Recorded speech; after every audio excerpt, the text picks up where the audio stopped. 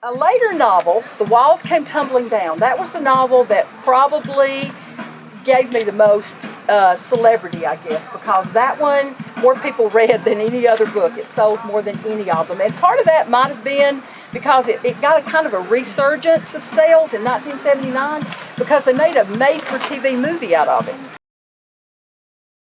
I made films with the greats.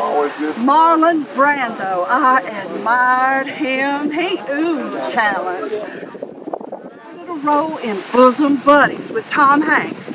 By then, I was returning to Scottsboro at least once a year to visit family. I told them that Tom Hanks would become one of the biggest stars to come out of Hollywood. They laughed in 30 films, including the one I'm dressed for now, Halloween 2. We watch it, y'all. I'm a hoot. My favorite roles were those on the Andy Griffith Show. He was a gentleman and treated us all like family. And did he co-sponsor the interstate bill? Yes, sir. Yes, sir, he did. The reasons they were able to get that passed, a lot of people thought that it was going to be too expensive, but they had a plan on paying for it as you went, and that was something that resonated with the Republican House and Senate at the time. And the other part was there was a lot of defense component to it, in that you could move people from one side of the country to the other, provided that certain mileage of the interstate system be used for things like being able to land aircraft on them in case we had nuclear attacks around our bases and stuff. So, yes. Men here, we need to move to a safer location. They denied my request. Over the next several days and weeks, we continued to get more and more information that there was something big going on with the Germans. And we continued repeatedly to get our headquarters to allow us to move to a safer location. Soon after that, the Germans, 200,000 of them, headed our way in what was Hitler's last attempt to change the momentum of the war. He cut through our supply lines. He cut our Allied lines off, and finally he eventually surrounded us. We lost a lot of men, and I had to make the hardest decision that I ever had to make in my life.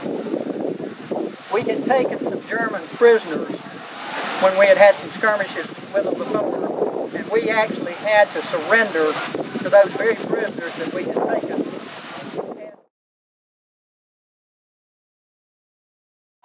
I'm sure, because when the airplane was being developed, there were two double aces from the Second World War who lost their lives with compressor stall. And I'm sure that I became another casualty that had that same thing happen to me. Family with my family, my father Elias, my mother Mariah, my family cousin, and my siblings. This is me as a child. I was one of 6 children in my family to survive to adulthood out of 15. I lived on the street that would eventually bear my name, as well as a housing complex in the community that also bears my name. During my years as an educator, I often had to deal with substandard facilities and supplies, but I put in my students a devotion to education, knowing that a better life was the result of a well-educated person.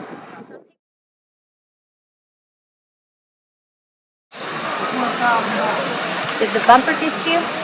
The bumper on the train hit me and threw me under the wheels. And Daddy tried so hard to pull me away from the train, but he got knocked down. So when the TVA was getting ready to build the nuclear plant in 1973, they couldn't just leave us there. So they moved the 4 of us with the rest of our family, and I am happy we are all together.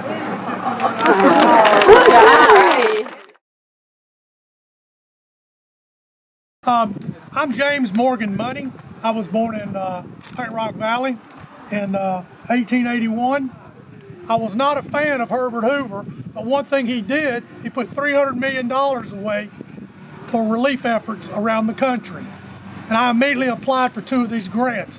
One was to build a road from the bottom of the hill here in Scottsboro up the mountain to Skyline. Chairman of the Jackson County Rehabilitation Commission. This is where Skyline Farms or Skyline Colony was built. Lake Guntersville had displaced thousands, hundreds of people, and they needed a place to live. There were so many people, they had to be on relief rolls to apply, but there was a rich family out of Buffalo, New York that had done strip mining and coal mining from 1907 to 1920. And they wanted to sell the land. We bought it at a reduced rate, proceeded to put 181 homes on 40 acres of land each up there. The farms. Ross had known our sister. He had done her wrong and left her a ruined woman. That he wanted to leave his wife and run off with Annie. And by this time we realized her virtue had been violated. We set in our plots to kill R.C. Ross at that time. Now my brothers and I, we were never convicted. It was ruled justifiable homicide. Now I know you people today have a hard time with that. But it's hard for you to imagine how we felt about our women and our responsibilities to them. We were only in the war for 19 months, but 4.5 million were called to serve. 1 million served in combat, and 115,000 of us died. My company arrived in Europe on June 15th of 1918. And my body still lies near where I died in France. My name is Private Thomas Cobbs Kyle, and I hope you enjoyed my story. Absolutely.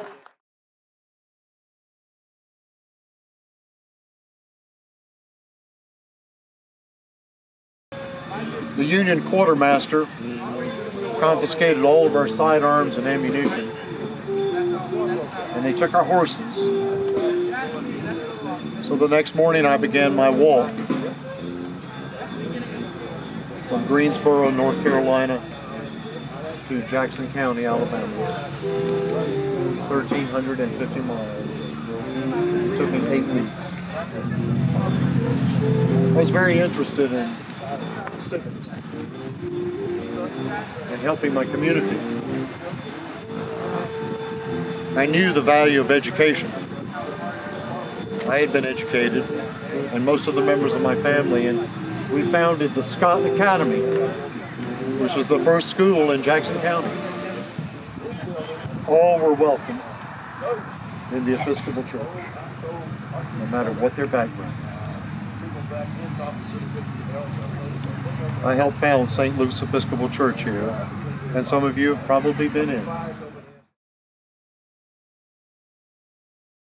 And I'm also very proud to say that my humble store, which started in 1869 over on the railroad track, first drugstore in town, and then moved over to the square, today is the longest running business in the entire state of Alabama.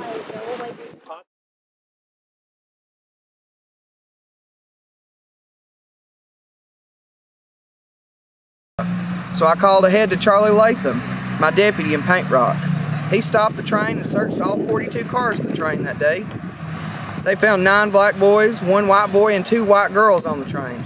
They used a single plow line to tie up all 9 of those black boys. And as they were getting ready to come back to Scottsboro, Ruby Bates, one of the girls they found, came up to Charlie and claimed that her and her friend Victoria Price had been raped on the train that day.